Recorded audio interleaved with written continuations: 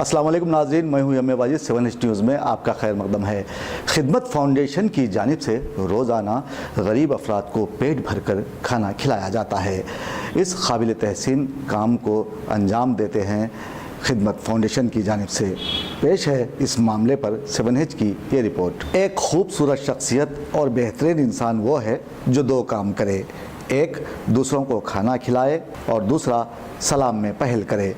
انسان دوست وہی ہوتا ہے جو دوسروں کی بھوک کو محسوس کرتا ہے۔